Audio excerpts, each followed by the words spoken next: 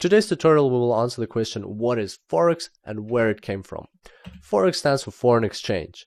It is also sometimes abbreviated as simply FX. Investopedia defines foreign exchange as the exchange of one currency for another, or the conversion of one currency into another currency. So simply put, foreign exchange is the exchange of currencies.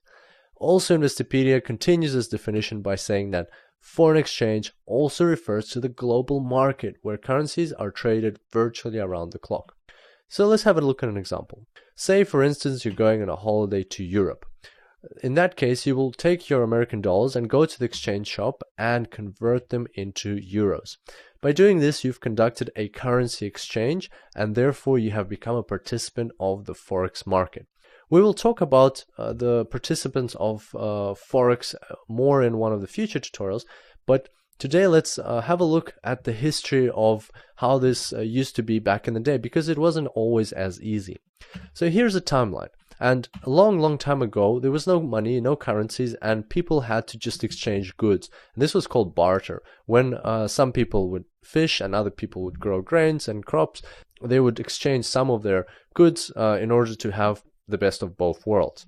Next, around 2600 BC, Egyptians discovered gold. We're not really sure who discovered gold and when, but it's attributed to Egyptians around that time. People liked gold very much because it was very dense and it felt very heavy in your hands, and it felt more valuable than other things around. It was shiny and it was soft, so you could mold it into different shapes. And most importantly, it was very scarce. It was very hard to find, and that also increased its value. Next, around 1500 BC, gold was used, or countries started using gold for international trade. So instead of just exchanging goods, they would exchange gold for goods and goods for gold, and that kind of simplified things. Then, to simplify things even further, around 700 BC, the first gold coins were created, and that was a very handy thing to have, because before that, people had to check that the gold that they're receiving is actually gold, and also they had to weigh it up. But by having gold coins, they could already know what value those gold coins are carrying, and that speeded up the process of exchange. So that's a bit of ancient history, which now brings us to the modern world. In about the 17th century, paper money started spreading across Europe, and around the 18th century it became so popular that it started causing tensions, because some people and countries were still using gold and silver coins, whereas others were actively using paper money, and there was no real connection between the two. And that is when the gold standard came into play. The gold standard was agreed upon in 1875, and basically what it meant was that currencies became backed by gold reserve of their countries. In essence, that means governments guaranteed conversion of currency into a specific amount of gold and vice versa. Let's look at an example. For instance, country A says that its one unit of its currency equals 2 ounces of gold, and country B says that 1 unit of its currency equals to 4 ounces of gold. And that basically means that you now know how to convert currency of country A into currency of country B. That made things more simple, and also defined certain rules around how these transactions occurred. And the gold standard became the first standardized means of exchange in history. So that was a good idea in general, but then what happened was World War I struck and World War II. During these wars, countries that were fighting with Germany spent a lot of money on their military, and basically they were printing more and more money, and which they had to back by gold reserves, and the gold reserves were rapidly depleting, and it got to a point when they couldn't actually guarantee all that money with gold, and therefore the gold standard lost its meaning.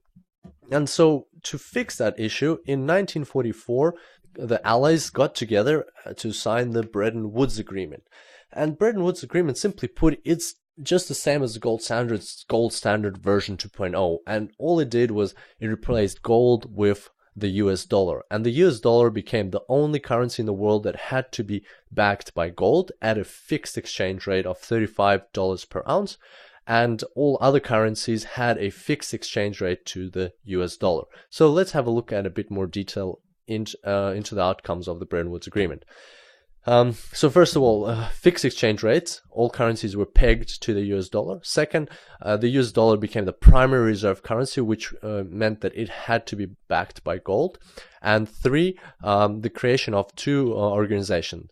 The International Monetary Fund, which is simply a pool of funds where all participating nations contribute to on a regular basis, and then if they have problems within their country, they can take money out of that pool, fix their problems, and then return it plus pay some interest.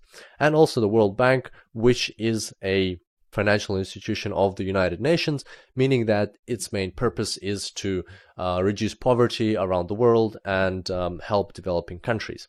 By the way, if you're wondering why it's called the Bretton Woods Agreement, that's because it was signed in a town called Bretton Woods in New Hampshire, USA. And as you can expect, when you create something which is basically the gold standard version 2.0, then there's a very high likelihood of it failing just as the gold standard did. And that's exactly what happened to the Bretton Woods Agreement. Over the years after World War II, gold reserves of the US started depleting very rapidly, and in 1971, US President Richard Nixon closed the gold window by telling all other countries that the US will no longer exchange gold for US dollars held in foreign reserves.